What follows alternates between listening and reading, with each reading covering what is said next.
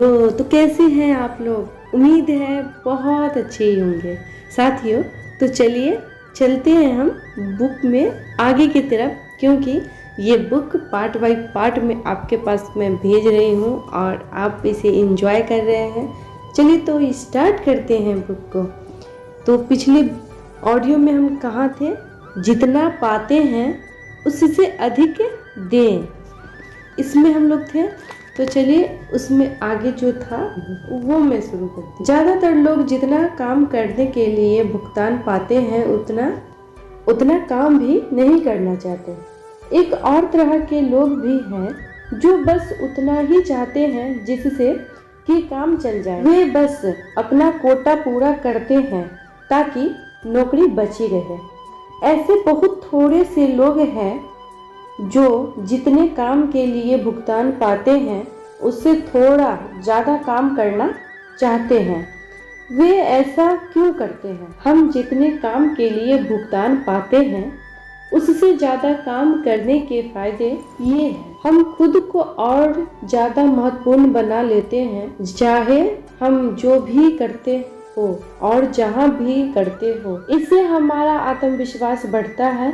लोग हमको लीडर मानते हैं, दूसरे लोग हम पर भरोसा करते हैं, ऊपर के अधिकारी हमारी इज्जत करने लगते हैं। हमारे मतहतों और अफसरों दोनों में हमारे लिए वफादारी बढ़ती है, आपसी सहयोग बढ़ता है, गर्व महसूस होता है और आत्मसंतुष्टि मिलती है। अगर हम थोड़ी सी अधिक मेहनत करें तो हमारे लिए कोई मुकाबला नहीं रह जाएगा। अगर आप किसी के लिए काम करते हैं तो ऊपर वाले की खातिर उसके लिए ईमानदारी से काम कीजिए। कड़ी मेहनत करने वाले लोगों की उम्र, तजुर्बा और शैक्षिक योग्यता जो भी हो उसकी मांग हर जगह होती है। कड़ी मेहनत करने वाले बिना निगरानी के भी काम करते हैं, वक्त के पाबंद और दूसरों की परवाह करने वाले होते हैं, बात को ध्यान से सुनते हैं और निर्देशों का ठीक ठीक पालन करते हैं, सच बोलते हैं, आपात स्थिति में बुलाने जाने पर चिढ़ते नहीं। वो काम सिर्फ काम के लिए नहीं बल्कि नतीजों के लिए करते हैं, हंसमुख और शिष्ट होते हैं। आपके ग्राहक, दोस्त, जीवन साथी, माँ बाप और बच्चे आपसे जितना चाहते हैं उन्हें हमेशा उससे अधिक देने की कोशिश करें। कोई भी काम करते समय सोचे कि मैं इसे और सार्थक कैसे बना सकता हूँ, या यह काम दूसरों के लिए और सार्थक कैसे बन सकता है। सफलता की कुंजी को इन 4 लफ्जों में बयां किया जा सकता है। उसके बाद थोड़ा और नतीजे वाले से जितनी उम्मीद की जाती है वे उतना ही नहीं बल्कि उससे कुछ अधिक करते हैं। जीतने वाले केवल अपनी जिम्मेदारी नहीं निभाते, वे उससे कुछ ज़्यादा कर दिखाते हैं। जीतने वाले केवल श्रेष्ठ और दयालु नहीं होते, वे उम्मीद से थोड़े अधिक शिष्ट और दयालु होते हैं। जीतने वाले अपनी 100% क्षमता लगाने के बाद थोड़ी और क्षमता दिखाते हैं। आदमी भरोसेमंद, जिम्मेदारी और नर्म न हो तो उसकी योग्यता एक बोझ बन जाती है। काफ़ी प्रभावशाली शैक्षिक योग्यता वाले कई बेहतर अक्लमंद लोग नाकामयाबी की जीती जागती मिसाल क्यों बने हुए हैं या सामान्य जिंदगी क्यों जी रहे हैं? इसलिए कि उन्होंने किसी काम को अंजाम तक न पहुंचा देने में महारत हासिल कर ली है और अपने अंदर नाकामयाबी ऊर्जा का भंडार जमा कर लिया है। वे जिस काम के लिए भुगतान पाते हैं उसे करना नहीं चाहते, वे केवल उतना ही करना चाहते हैं जिसके लिए उसका काम चल जाए। जब हम जिंदगी में जितना पाते हैं बदले में उससे ज़्यादा देते हैं, या जब हम जितना वेतन पाते हैं उससे ज़्यादा काम करते हैं तो हमारे मुकाबले में कोई नहीं रह जाता। यह नज़रिया अक्ल डिग्री से अधिक महत्वपूर्ण रखता है। दृष्टता की शक्ति। लगातार कोशिश करते रहने के आगे कुछ नहीं टिक सकता, प्रतिभा भी नहीं। इससे ज़्यादा कोई आम बात है ही नहीं। बहुत सारे प्रतिभाशाली सफल लोग देखने को मिलते हैं, जीनियस भी नहीं हारे हुए। जीनियस तो एक कहावत है, शिक्षा भी नहीं। दुनिया पढ़े लिखे ना समझो से भरी पड़ी है। लगातार कोशिश और दृढ़ इच्छा ही सर्वोत्तम है। अपने सबसे बेहतर स्तर को प्राप्त करने की यात्रा आसान नहीं है, यह रुकावटों से भरी पड़ी है। जीतने वाले में इन बाधाओं को जीतने और पहले से भी ज़्यादा संकल्प के साथ वापस लौटने की क्षमता होती है। हिम्मत ना हारो। जब कोई काम बिगड़ जाए, जैसा कि कभी कभी होगा, जब रास्ता सिर्फ चढ़ाई का ही दिखाई हो, जब पैसा कम और कर्ज ज़्यादा हो, जब मुस्कुराहट की इच्छा आह बने, जब चिंताएं दबा रही हो, तो सुस्ता लो। भूल भुलैया है ये जीवन, पगडंडिया जिसकी हमें पार करनी है। कई असफल तक लौट गए, कई असफल लौट गए, पार होते गए जो आगे बढ़ते गए। धीमी रफ्तार तो क्या मंजिल को एक दिन पाओगे। असफलता छिपी सफलता में ही है। जैसी शंका के बादल में आशा की चमक नाप सकोगे। क्या इतनी दूर दिखाई है, लेकिन मुश्किल है कि यह नजदीक हो। डटे रहो, कितनी भी मुश्किल हो, चाहे हालात जितने भी बुरे हो, लेकिन हिम्मत ना हारो, डटे रहो। महान वायलिन वादक फ्रिट्ज कीस्टन से किसी ने पूछा, आप कितनी अच्छी वायलिन कैसे बजाते हैं? क्या यह भाग्य की देन है? उन्होंने जवाब दिया, यह भाग्य का नतीजा है। अगर मैं 1 महीने तक अभ्यास न करूं तो मेरे वायलिन बजाने में आए फर्क को श्रोता महसूस कर सकते हैं। अगर मैं 1 सप्ताह तक अभ्यास न करूं तो मेरी पत्नी फर्क तो बता सकती है, और मैं 1 अभ्यास न करूं तो मैं खुद फर्क बता सकता हूं। दृढ़ता प्रतिबद्धता का परिणाम होता है और उसी से संकल्प का जन्म होता है। धैर्य आनंद देता है। कुछ सेकंड या कुछ मिनट तक अपनी क्षमता प्रदर्शित करने के लिए खिलाड़ी सालों अभ्यास करते हैं। दृढ़ता एक फैसला है। यह फैसला लेकर आदमी खुद को कोई काम पूरा करने का वचन देता है। थक जाने पर कोशिश बंद कर देने की इच्छा होती है, लेकिन जीतने वाले में सहन शक्ति होती है।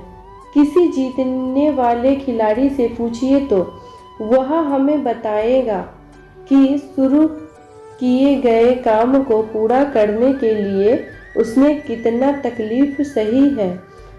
दूसरी ओर कई असफल लोगों ने शुरुआत तो अच्छी की, पर शुरू किए गए किसी काम को पूरा नहीं किया। दृढ़ता के लिए लक्ष्य होना जरूरी है। जिस आदमी के पास कोई लक्ष्य नहीं हो, उसमें न तो कभी दृढ़ता आ सकती है और न ही उसे कभी आत्मसंतुष्टि महसूस हो सकती है।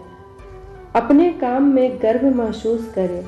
आजकल की दुनिया में लोगों ने अपने काम से गर्व की भावना को अलग कर दिया है, क्योंकि इसके लिए कोशिश और कड़ी मेहनत की जरूरत होती है।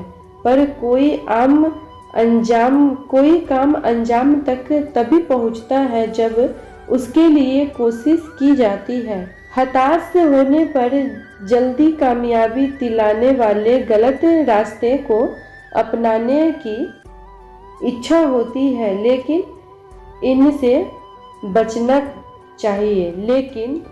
बचना चाहिए। भले ही सामने कितनी भी बड़ी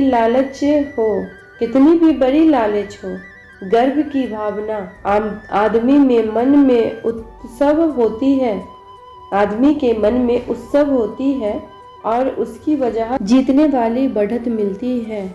अपने काम को लेकर गौरव अनुभव करने का मतलब अहंकारी होना नहीं है। यह तो विनम्रता भले आनंद का इजहार है। काम और काम को करने वाले की गुणवत्ता को एक दूसरे से अलग नहीं किया जा सकता। आधे मन से किए गए काम से आधे नतीजे नहीं मिलते, बल्कि इस तरह से किए गए काम से कोई नतीजा ही नहीं मिलता। 3 लोग ईंटों की चुनाई कर रहे थे। एक आदमी ने उससे पूछा, आप क्या कर रहे हैं? उसमें से एक ने जवाब दिया, तुम्हें दिखाई नहीं देता कि मैं रोजी कमा रहा हूँ? दूसरे ने जवाब दिया, तुम्हें दिखाई नहीं देता कि मैं ईंटें चुन रहा हूँ? तीसरे ने जवाब दिया, मैं सुंदर स्मारक बना रहा हूँ। वे एक ही काम को कर रहे थे, लेकिन उनके बारे में उनके 3 बिल्कुल अलग अलग नजरिए थे। क्या उनके नजरिए का उनके काम पर भी असर पड़ेगा? जवाब है, जरूर पड़ेगा।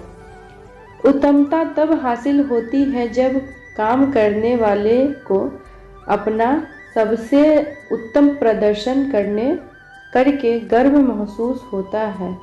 हर काम उसे करने वाले का अक्स होता है, चाहे वह कार की सफाई का काम हो, फर्श सफाई का काम हो या घर की सफाई रंगाई करने का काम हो। हर काम को पहली बार ही सही ढंग से कीजिए और फिर हर बार ढंग से कीजिए।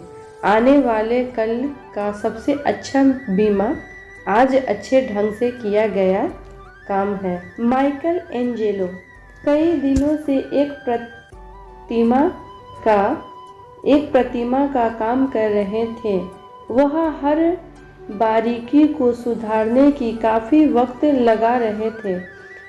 पास खड़े एक आदमी को ये सुधार गैर जरूरी लगे।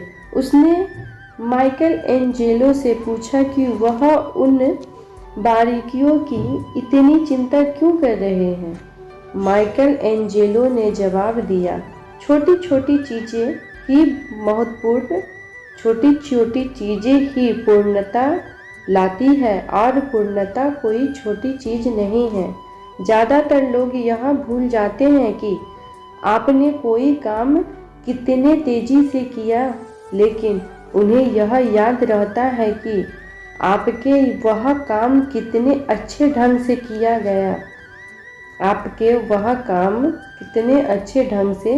गया था।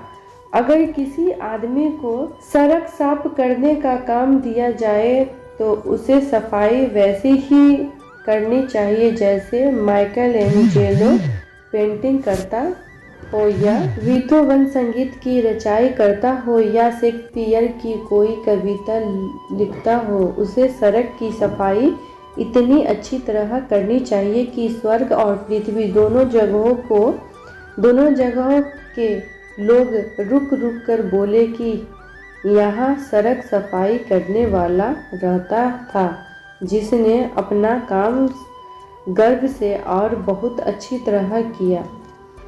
किसी काम को अच्छी तरह करने का एहसास खुद में एक इनाम है। खराब तरीके से कई काम करने से अच्छा है कि अच्छे ढंग से कुछ ही काम किए जाए। शिष्य बनने की इच्छा रखिए, कोई सलाहकार ढूंढिए। Be willing to be a student get a mentor. ईश्वर और गुरु दोनों सामने खड़े हो तो शिष्य पहले किसे प्रणाम करेगा? भारतीय परंपरा के अनुसार वह पहले गुरु को प्रणाम करेगा, क्योंकि उसकी सहायता और मार्गदर्शन के बिना शिष्य ईश्वर को प्राप्त नहीं कर सकता।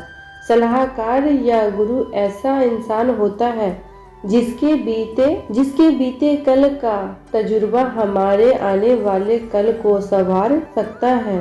किसी सलाहकार को सावधानी से चुनिए। अच्छा सलाहकार हमको रास्ता और दिशा दिखाएगा, जबकि बुरा सलाहकार हमको भटकाएगा। अपने सलाहकार को सम्मान दीजिए। उत्सुक प्रकृति के शिष्य बनिए। उत्सुक शिष्य को अपने गुरु से सबसे उत्तम उपलब्धि प्राप्त होती है। अच्छे गुरु हमारी प्यास बुझाते ही नहीं बल्कि हमारी प्यास को जगाते हैं। वे हमको उन राह पर आगे बढ़ाते हैं जिस पर चलकर सवालों से जवाब हासिल होते हैं। क्या हम में कामयाबी के लिए जरूरी खूबियाँ हैं? क्या हम में कामयाब होने के लिए जरूरी खूबियाँ हैं? कुछ लोग को लगता है कि उनमें ये खूबियाँ नहीं हैं और वे सामान्य दर्जे के ही बने रहते हैं, लेकिन हकीकत ऐसा नहीं है। हम सब में वे 10 खूबियाँ मौजूद हैं, लेकिन जिसके बारे में इन अध्ययन में चर्चा की गई है, यह हो सकता है कि वे खूबियाँ हमारी उम्मीद के मुताबिक विकसित न हुई हो, लेकिन वे हम में मौजूद जरूर है। संभव है कि हमें अपनी उन खूबियों के बारे में पता न हो, लेकिन एक बार उन्हें ढूंढ लेने के बाद हमारी कार्य क्षमता में बदलाव आ जाता है। यह कुछ ऐसा है जैसे कि हमारे पिछवाड़े करोड़ों रुपए गड़े हो और हमको मालूम ना हो। उन हालात में हम उसका इस्तेमाल नहीं कर पाएंगे, लेकिन उन्हें पाते ही हमारी सोच और व्यवहार बदल जाते हैं। हम सब में खजाना छिपा हुआ है, बस उसे ढूंढ कर इस्तेमाल करने की जरूरत है। कार्य योजना, एक्शन प्लान। सफलता का संबंध काम से है। सफल लोग हमेशा गतिशील रहते हैं। वे गलतियां करते हैं पर मैदान नहीं छोड़ते। सफलता हासिल करने के लिए हमारे सामने कोई सार्थक लक्ष्य होना चाहिए। अपने सबसे महत्वपूर्ण लक्ष्य को लिखें। सफलता हासिल करने के लिए कोई असफलता पर विजय पानी होगी। अब तक आपने किन असफलताओं पर जीत हासिल की है? बेन फ्रैंकलिन ने 13 गुणों को पहचान कर उसमें से हर एक पर 1 हफ्ते तक काम किया। 13 हफ्तों के बाद उन्होंने वह सिलसिला दोबारा शुरू किया। यह तय कीजिए कि इस अध्ययन में सफलता की किन 10 कुंजियों की चर्चा की गई है। उन्हें हासिल करने के लिए आप कैसे काम करेंगे? इच्छा, प्रतिबद्धता, जिम्मेदारी, कड़ी मेहनत, चरित्र, सकारात्मक विश्वास, जितना मिले उससे अधिक देना, धृष्टता, अपने काम पर गर्व, शिष्य बनने की इच्छा, सलाहकार की तलाश। अध्याय 4, हमें कौन सी चीज पीछे ढकेल रही है? आने वाले कल की उपलब्धियों की राह में केवल एक बाधा है और वे है हमारे आज के संदेह। अगर हम कार ब्रेक लगाकर चलाएंगे तो क्या होगा? हमारी कार कभी पूरी तरह रफ्तार नहीं पकड़ पाएगी, क्योंकि ब्रेक रुकावट पैदा करेंगे। हमारी कार बेहद गर्म होकर बिगड़ जाएगी। अगर कार में ब्रेक डाउन नहीं हुआ तो रुकावट की वजह से इंजन पर दबाव पड़ेगा।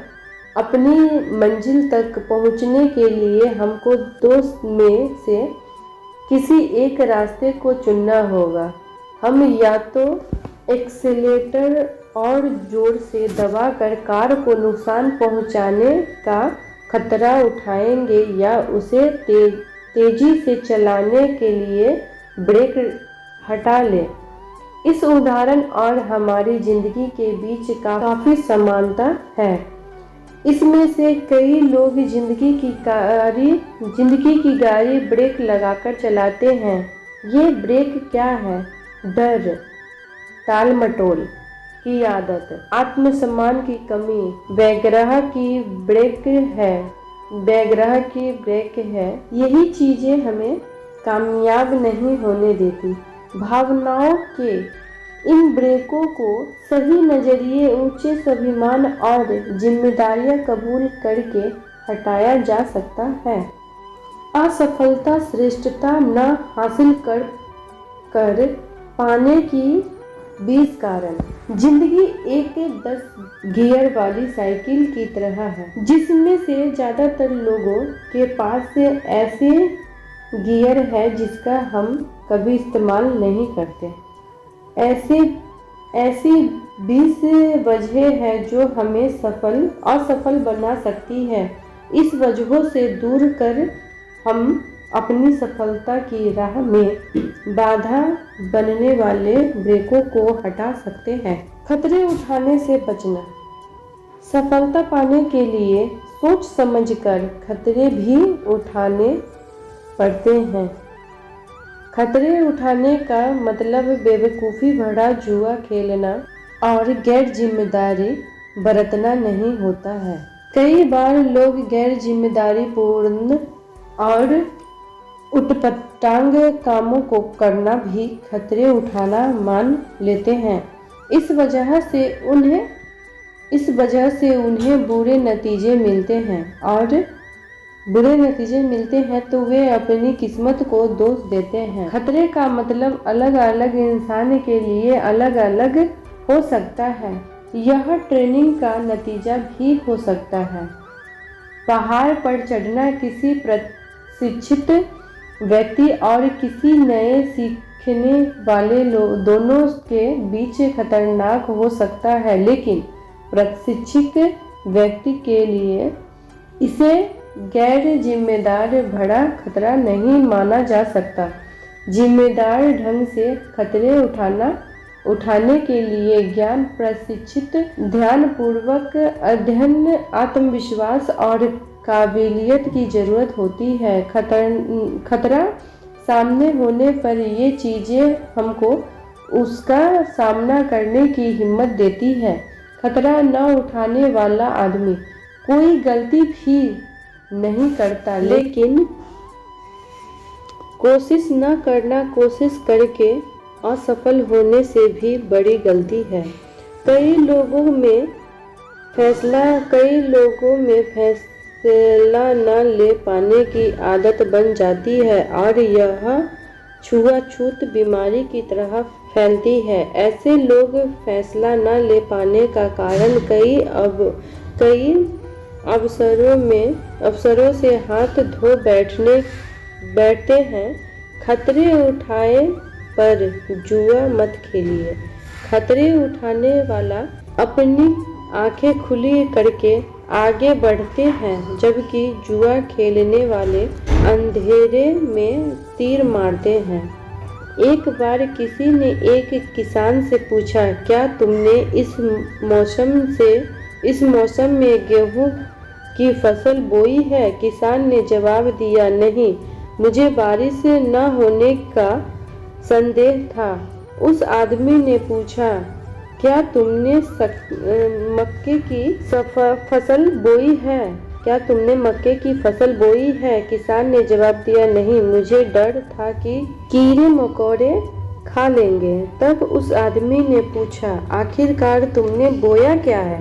किसान ने जवाब दिया, कुछ नहीं, मैंने कोई खतरा नहीं उठा सकता, मैं कोई खतरा नहीं उठा सकता। खतरा, हंसने में बेवकूफ़ समझे जाने का डर, रोने में जज्बाती समझे जाने का डर, लोगों से मिलने में नाते टूट जाने का डर, अपनी भावनाएं प्रकट करने में मन की सच्ची बात खुल जाने का डर, अपने विचार अपने सपने लोगों से कहने में उनके चुरा लिए जाने का डर, किसी को प्रेम करने पर बदले में प्रेम न पाने का डर, जीने में मरने का डर, आशा में निराशा का डर, कोशिश करने में असफलता का डर। लेकिन खतरे जरूर उठाए जाने चाहिए, क्योंकि जिंदगी में खतरे न उठाना ही सबसे बड़ा खतरा है। जो शख्स खतरे नहीं उठाता वह न तो कुछ करता है, न कुछ पाता है और न ही कुछ बनता है। वे जिंदगी में खुद दुख दर्द से तो बच सकते हैं, लेकिन वे सीखने, महसूस करने, बदलाव लाने, आगे बढ़ने या प्रेम करने और जीवन जीने को सीख नहीं पाते। अपने नजरिए की जंजीर में बंधकर गुलाम बन जाते हैं और अपनी आज़ादी खो देते हैं। सिर्फ खतरे उठाने वाला इंसान ही सही मायनों में आज़ाद है। लगातार कोशिश की कमी, जब मुश्किलों पर काबू पाना नामुमकिन लगता है तो भागना सबसे आसान तरीका नजर आता है। यह बात हर शादी, नौकरी और रिश्ते पर लागू होती है। जीतने वाले चोट भले ही खाए लेकिन मैदान नहीं छोड़ेंगे। जीतने वाले लोग भले ही चोट खाए लेकिन मैदान नहीं छोड़ेंगे। हम सबको जिंदगी में ठोकरें लगती है, लेकिन इसका यह मतलब नहीं कि हम असफल हैं। धृष्टता और अड़ियलपन में क्या फ़र्क है? अगर यह है कि धृष्टता मजबूत इच्छा शक्ति की निशानी है, जबकि अड़ियलपन घोर अनिच्छा का प्रतीक है। ज़्यादातर लोग जानकारी या प्रतिभा की कमी की वजह से नहीं, बल्कि कोशिश बंद कर देने की वजह से असफल होते हैं। सफलता का पूरा राज इन दोनों खूबियों में छिपा हुआ है, धृष्टता और प्रतिरोध। जिन कामों को करना चाहिए उसके बारे में धृष्टता दिखाएं और जिन्हें नहीं करना चाहिए का प्रतिरोध करें। कोई आदमी इसलिए हीरो नहीं होता कि वह किसी और से ज़्यादा बहादुर है, बल्कि इसलिए होता है क्योंकि वह आदमी बहादुर दूसरों की तुलना में 10 मिनट ज़्यादा दिखता है।